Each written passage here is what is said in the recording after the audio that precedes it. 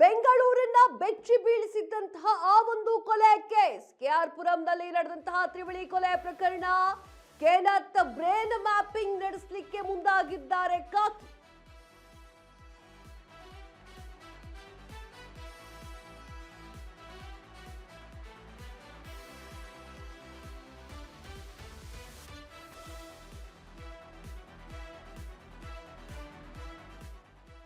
K R ಪುರಂನಲ್ಲಿ ನಡೆದಂತಹ ತ್ರಿವಳಿ ಕೊಲೆ ಪ್ರಕರಣ ಇಡೀ ಬೆಂಗಳೂರಿನ ಜನರನ್ನ ಬೆಚ್ಚಿ ಬೀಳಿಸಿತ್ತು. ಯಾಕಾಗಿ 3 ಕೊಲೆ ಮಾಡಿದ್ರು ಅನ್ನೋದು ಸರಿಯಾದ ರೀತಿಯಲ್ಲಿ ಗೊತ್ತಾಗಿರ್ಲಿಲ್ಲ.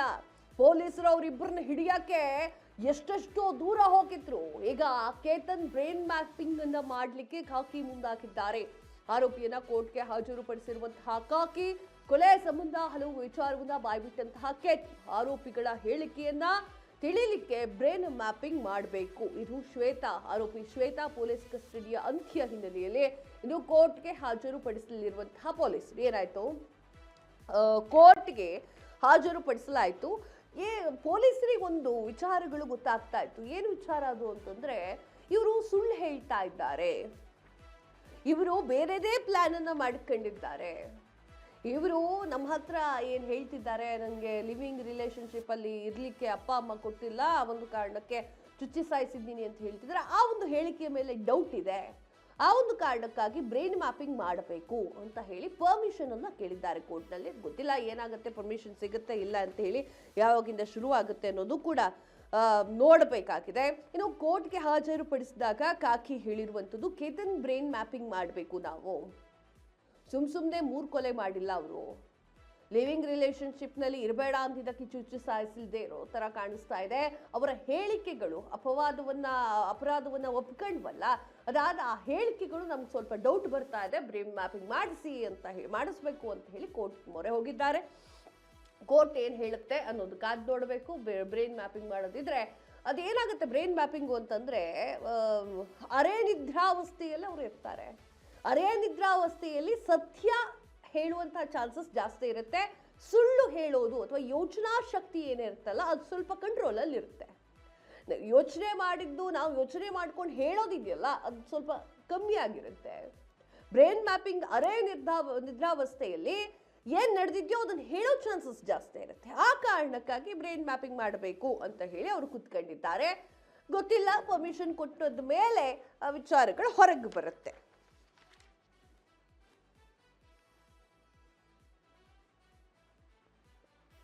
ಯಾದಗಿರಿ ವಿಚಾರಕ್ಕೆ ಸಂಬಂಧಪಟ್ಟಂತೆ ಆರೋಪಿಯನ್ನ ಕೋರ್ಟ್ಗೆ ಹಾಜರುಪಡಿಸಲಿಕ್ಕೆ ಕೋರ್ಟ್ ಮುಂದಾಗಿದೆ. ಏನು ಆರೋಪಿಯನ್ನ ಕೋರ್ಟ್ಗೆ ಹಾಜರುಪಡಿಸಿ ಸಾಕಷ್ಟು ವಿಚಾರಗಳನ್ನ ಹೇಳಿದೆ. ಕೋರ್ಟ್ನಲ್ಲಿ ಈಗ ಆಲ್ರೆಡಿ ಆಕೆ ಇದ್ದಾಳಲ್ಲ ಶ್ವೇತಾ, ಪೊಲೀಸ್ ಕಸ್ಟಡಿ ಅಂತ್ಯ ಆಗಿದೆ. ಸೊ ಅದಾದ ನಂತರ ಈಗ ಗೊತ್ತಾಗುತ್ತೆ ಮುಂದೆ ಏನಾಗುತ್ತೆ ಅಂತ ಹೇಳಿ. ಇದ್ರ ಬಗ್ಗೆ ಹೆಚ್ಚಿನ ಮಾಹಿತಿಯನ್ನ ಕೊಡ್ತಾಳೆ ನಿಸರ್ಗ ಪ್ರತಿನಿಧಿ.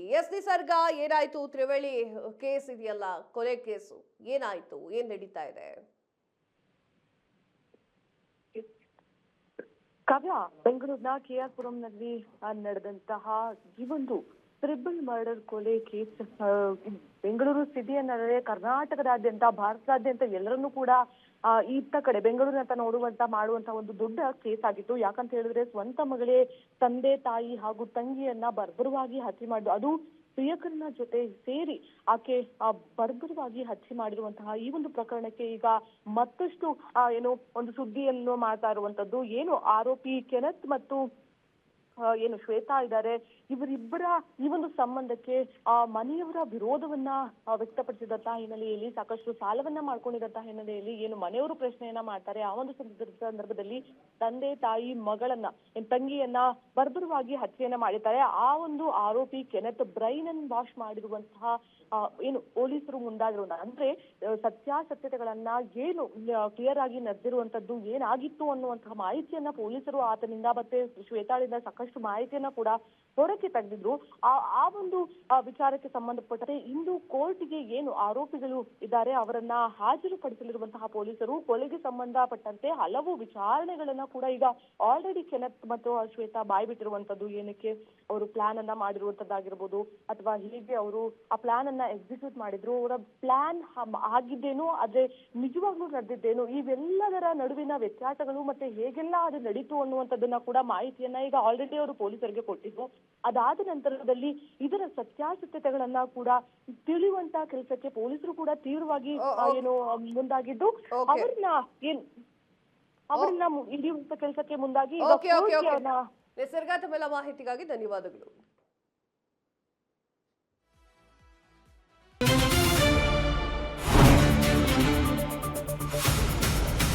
ಸಂಪೂರ್ಣ ನ್ಯೂಸ್ 24/7 ಇದು ನೊಂದವರ ಧ್ವನಿ.